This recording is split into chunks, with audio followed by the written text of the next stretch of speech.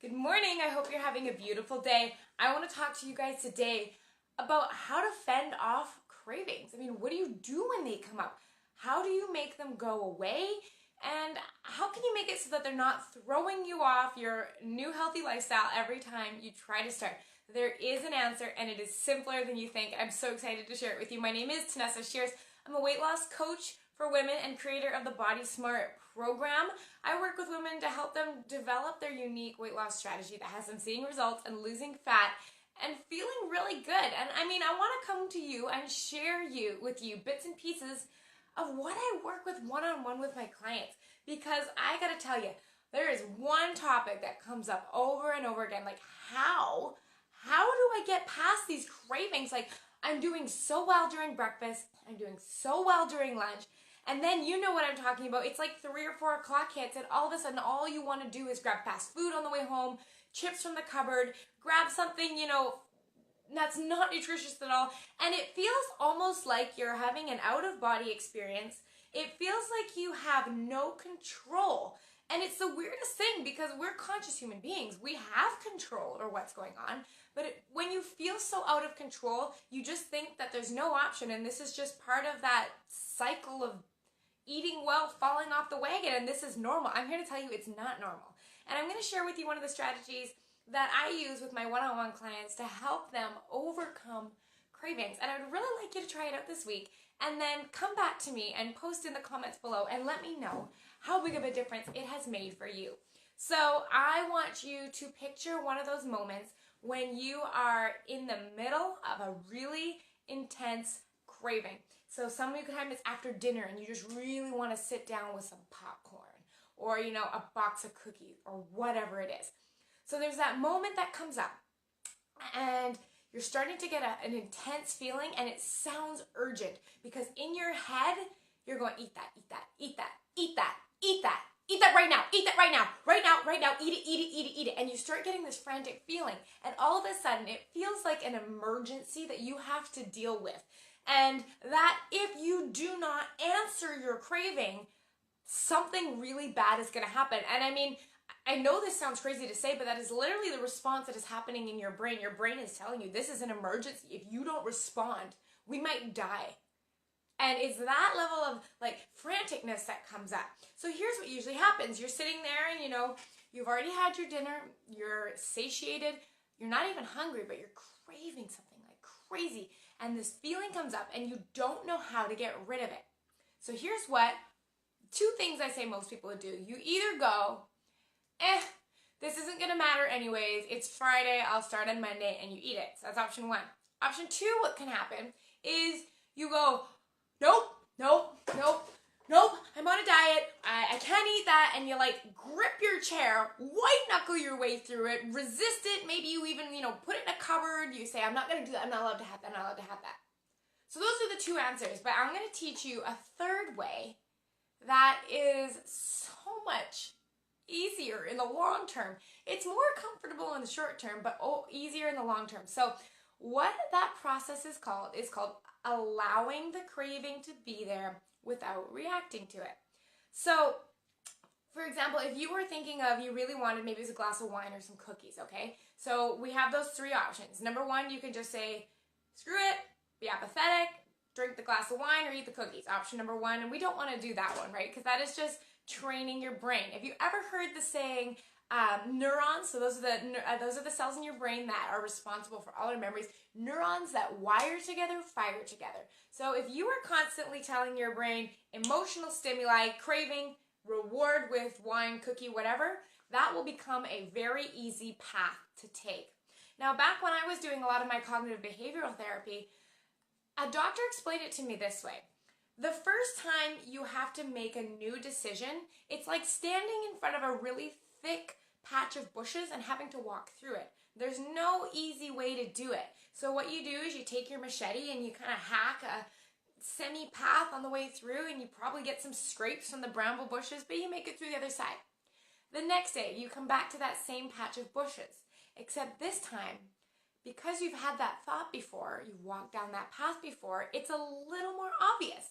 So what then you can do is you can find your way through it a little easier the next time. So that little path becomes clearer to follow. So every time you revisit that thought or that path, it is cleared out a little wider and makes it easier to walk down that path. All right, so that is what I want you to start thinking when you're coming to change new thoughts. So if you're always going, I don't feel good, I have a craving, I'm going to respond with food, those neurons wire together, and then you end up finding that that's almost a habitual response that feels like an emergency and like you have no control over your body. So we're going to go back to our second, which is the resisting. So a lot of times when we go to, not have a craving, we resort to all the advice we've been given in the past, which is, distract yourself, go for a 10-minute walk, drink a glass of water, put that food away, clean out your kitchens. And the only problem with that kind of mentality is it's resisting the craving. And so how you can tell you're resisting a craving is the intensity of what you're feeling goes up. The desire for what you're eating goes up. And that can be really troublesome because you're not really doing yourself a favor, because all you're doing is wanting that food even more. So resisting, you can tell it's tense, it feels hurried, it feels panicked, it feels very uncomfortable in your gut. And that's how you can tell you're resisting something. And I'm going to tell you, as long as you're either just eating it or resisting it, you will never get out of that cycle of craving. So here is what I recommend you do. You just allow that craving to be there. You just allow it. And you might be saying, well, what do you mean? Well, what if you had a craving, but you didn't react to it? And you just sat there and felt uncomfortable. What would be the worst thing that could happen? What might be different if you just said, oh, I really want that donut. I really want that donut, but I'm just going to be okay with being uncomfortable. And that is what I want you to practice. And I'm going to give you an example that happened to me on Saturday. So on Friday, I had my designated cheat day, which means I got to pick out something, that was a good treat. I'm in maintenance mode right now, so I got to choose something that I enjoyed.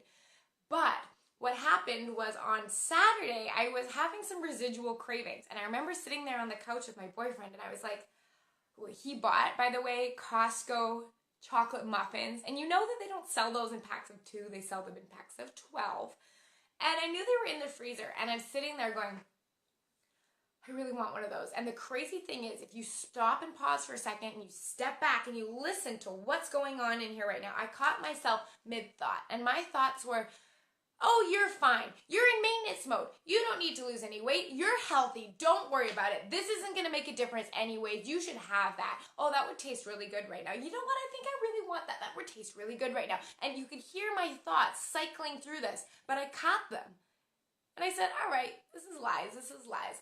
And so I sat there and I just felt discomfort. And you know where I felt it? I felt it in my stomach. My stomach felt really heavy and I felt a little anxious and a little yucky. But I was like, okay. And my boyfriend turns to me and goes, Tessa, don't eat it. I'm like, no.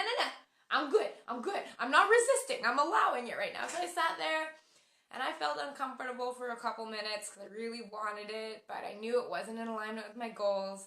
And so I let myself be uncomfortable. And that's okay, because then what happened was it started to leave.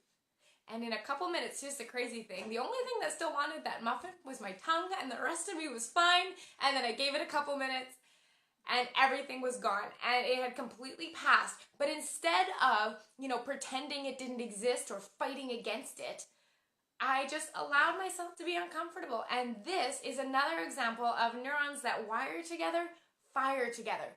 I am teaching myself that when my body or my brain has a sentence like, this doesn't matter, you should eat it, you really want it, craving experience, I'm teaching my body that when those thoughts happen, they do not have to be paired with a reaction.